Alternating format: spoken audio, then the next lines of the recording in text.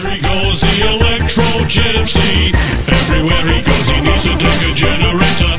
Power is not what he craves, my friend. It's just a means to his electro. Hey everybody, welcome to another edition of the Weekly Pulse. I'm Dan, we're here at Forbidden Planet, and I've got a couple of comics here and a couple questions for you. I know my job is to shill books, make you buy them, but I'm just curious, is anybody still reading this? Because I opened up this is Action Comics number 6, and I got through maybe like the first 2 or 3 pages, and then was like, nah, I don't think so. So what I'm curious about is, are you still reading this? And post this, so like once you've read this, come back to me and say, I liked it. And if you did like it, tell me why, because I'm honestly curious to see who's still reading this book, because it's not me. We'll put that aside. We'll talk about books I actually liked. A couple Bat books out this week. We'll start with Detective Comics number 6. I'm still enjoying this. We've kind of switched tact now. We're in a full-on noir penguin story, and it's a bit of a heist tale with this sort of substitute Clayface character, which works pretty well for me. And what I like about this particular story is that Batman's got kind of like a girlfriend going, and it makes him stupid. And I like it when Batman isn't invincible, because he's usually invincible, and I've kind of had enough of that. And Penguin's got like all these crazy weird villains that he's got coming in. And they're all keeping their money with him, and they're a little nervous, but why? It's a little bit of a mystery. So that's not a bad read. Meanwhile, Batwing number 6. You know, man, Judd Winnick. I wasn't so sure when he had a couple books for the DC 52, but he's really won me over. And they're still doing this mystery of who the guy he's fighting is. They're thinking that, like, because he used to be a guy that murdered people, him and his brother. But now he thinks that the guy who's killing all these members of this old superhero team called the Kingdom is maybe his old mentor. But I'm pretty sure it's his brother, dude. I'm just saying. I wish that they would just get to the part where they're like, surprise, it's his brother. But otherwise, it's good. They're kind of crafting this interesting mystery of why is it that this guy's killing the Kingdom, what bad thing did they do that deserved it. So I've really been enjoying this book. And they're going to be going to Gotham in the next couple of issues. So there's going to be some former Robins, some current Robins. I think it's going to be a lot of fun. Switching to Jeff Lemire and his Animal Man number 6. Can I be honest with you? I like this issue, but it's a bit of a throwaway. Like, you don't need to read this one, but if you do, you're in for a bit of a treat. I don't know if you could tell right away, they're kind of trying to do this this criminal style thing, like, because Edward Baker and Sean Phillips are doing really well with Fatale right now. They're obviously just trying to copy them, and that's okay. So Buddy Baker, he who is Animal Man, he's also a movie star, and this is all done. It's a movie that he was in, like 3/4 of the book. And the big crux of the story is that this guy is a former superhero in the movie, and he's kind of gone south, and he's trying to get the old glory days back, and his son's trying to pretend that he still believes in his father, but he doesn't anymore.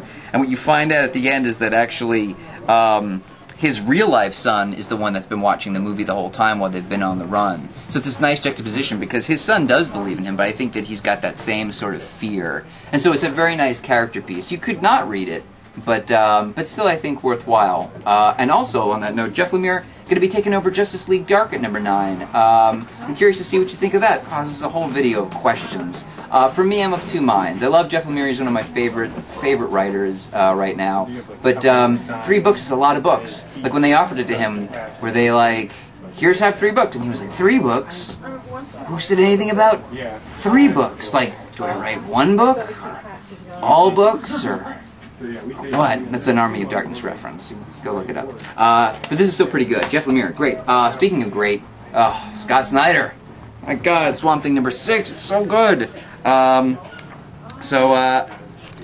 Holland and Abigail Arcane just falling apart at the seams in this issue. I don't even want to spoil it for you. It's just amazing, though. The art's solid. Scott Snyder was in the store the other day, by the way. I don't know if you knew this, kids at home, but sometimes creators, they come and say hello to us. Scott Snyder was here, and he started telling us about when Alec Holland's actually going to become the Swamp Thing.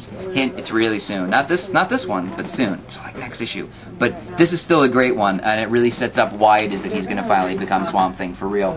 Fantastic issue, great art, great writing. Definitely. Might be my favorite pick of the week. Meanwhile, and some other stuff that came out. I read this Alpha Girl number 1. I'm I'm not so sure. Here's the thing. I'm not really a big fan of this art style, but you might get into this. Here's why.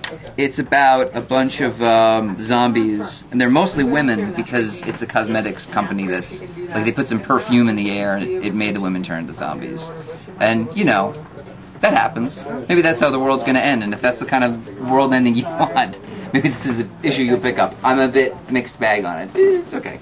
But hey, speaking of great books, and what I was saying that I thought that Jeff Lemire was trying to ape before, hey look, it's Ed Brubaker and Sean Phillips with Fatale, #2. And I don't want to spoil any of it, but look, we got #1 back in. I don't know if you knew this. This book was like, you couldn't get it. You had to go on eBay and spend like $15. Not anymore, baby. #1, back on the shelves with #2. So buy them both because they're a tasty jam. I'll give you a little hint. There's this girl here on the front, right? It seems like she might be immortal. So it's sort of like this typical noir piece, but with this whole supernatural thing that Brubaker's doing. And man, it is just a tasty jam. So we have them both in now, 1 and 2. I would suggest running, do not walk, and buying these both because they're going to disappear again. And before we move on to trades, of which I have a couple, hey, I'm just kind of curious. This is another question. This is a sealed comic. It's Magic the Gathering #1. I probably would not read it, to be honest, even if it wasn't sealed, because I'm not a Magic guy. But hey, the people that come to the store, you guys buy a lot of this stuff. So I'm curious, there's a card this comes with. If you bought this, did you buy this for the card? Or did you buy the comic legit? And if you did read the comic, what did you think? Did you keep reading it? Let me know. Let me know. Don't pay any attention to anybody that walks past. Hey, trades. So here's the thing that happened. We're going to do this real fast. Looky. It's all Scott Snyder all the time. We've got Gates of Gotham. We've got Black Mirror back in stock. We've got a new trade, new hardcover, Volume 3 of American Vampire. All of these are good because they're by Scott Snyder. Guess what? He was in the store the other day. Buy all of these. Everything that he writes is gold. Gold, gold, I tell you, gold. And before we wrap, so here's the thing. We've actually gotten this, I think, like 3 other times. This is Tale of Sand. It's a comic adaptation of a movie that never got made of Jim Henson's before he was the Muppet guy. The art is incredible, like really, really good. And every time that we've got it in, we only got 1 in, and then the customer would not get a chance to buy it because someone who actually works in the store, one of them being me, already bought it every time. So now we have 4 copies, but only 4. So again, run, do not walk, and buy this book. Buy it right away because it is really good. The art is incredible. The story is really like interesting and weird, but in a great Henson-y kind of way. Yeah. I'm done now. I'm done talking to you. Go down into the comment section and answer the questions that I asked because they're important. There'll be a test later. But good talking with you. Thanks for watching, and keep reading. Going door to door, selling bags and lucky ever, dropping fine electric beats, wearing trousers made of leather.